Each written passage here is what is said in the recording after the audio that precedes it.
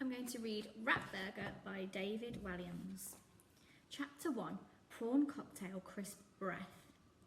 The hamster was dead. On his back, legs in the air, dead. With tears running down her cheeks, Zoe opened the cage. Her hands were shaking and her heart was breaking. As she laid Gingernut's furry little body down on the worn carpet, she thought she would never smile again. "Sheila!" called Zoe as loudly as she could. Despite her father's pleas, Zoe refused to call her stepmother Mum. She never had, and she vowed to herself she never would. No one could replace Zoe's mum, not that her stepmother ever even tried. "Shut your face, I'm watching TV and stuffing myself," came the woman's gruff voice from the lounge. "It's Gingernut," called Zoe. "He's not well." This was an understatement. Zoe had once seen a hospital drama on the telly where a nurse tried to revive a dying old man, so she desperately attempted to give her hamster mouth-to-mouth resuscitation by blowing very gently into his open mouth. That didn't work. Neither did connecting the rodent's little heart to an AA battery with a paperclip. It was just too late.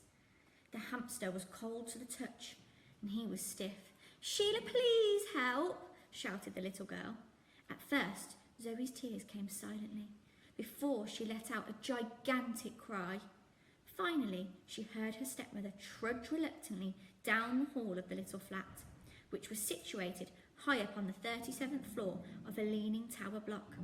The woman made a huge effort noise whenever she had to do anything. She was so lazy that she would order Zoe to pick her nose for her, though of course Zoe always said no. Sheila would even let out a groan while changing channels on the TV remote. "Ugh, ugh, ugh, ugh," huffed Sheila as she thundered down the hall. Zoe's stepmother was quite short, but she made up for it by being as wide as she was tall. She was, in a word, spherical. As soon as Zoe could sense the woman standing in the doorway, blocking out the light from the hall like a lunar eclipse. What's more, Zoe could smell the sickly sweet aroma of prawn cocktail crisps. Her stepmother loved them. In fact, she boasted that from when she was a toddler, she had refused to eat anything else and spat any other food back in her mum's face. Zoe thought the crisps stank, and not even of prawns. Of course, the woman's breath absolutely reeked of them too. Even now, as she stood in the doorway, Zoe's stepmother was holding a packet of noxious snacks in one hand and feeding her face with the other as she surveyed the scene. As always, she was wearing a long, grubby white t-shirt, black leggings and furry pink slippers. The bits of skin that were exposed were covered in tattoos. Her arms bore the names of her ex-husbands, all since crossed out. "Oh dear," the woman spat, her mouth full of crisps. Oh dear, how very sad. It's heartbreaking." The poor little fingers snuffed it. She leaned over her little stepdaughter and peered down at the dead hamster.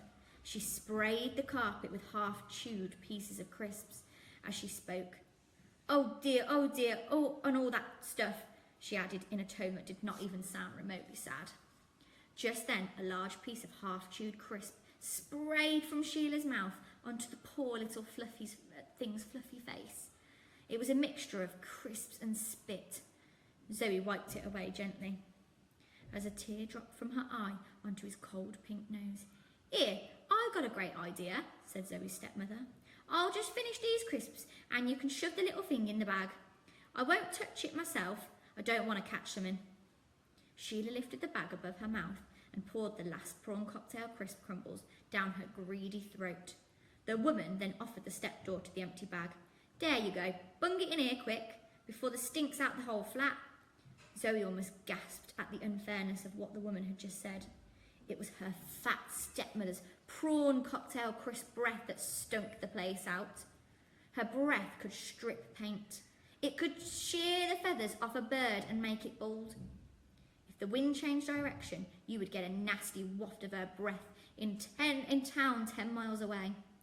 "I'm not burying my poor Gingernut in a crisp packet," snapped Zoe. "I don't know why I called for you in the first place. Please just go."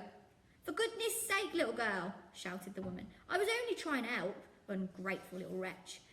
Well, you're not helping, shouted Zoe, without turning around. Just go away, please.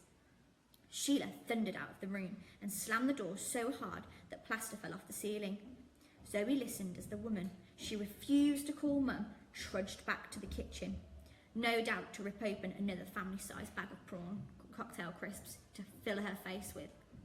The little girl was left alone in her tiny bedroom, cradling her dead hamster. But how had he died? Zoe knew that Ginger Nut was very young, even in hamster years. Could this be a hamster murder? She wondered. But what kind of person would murder a defenceless little hamster? Well, before this story is over, you will know. And you will also know that there are people capable of doing much worse. The most evil man in the world is lurking somewhere in this very book. Read on if you dare.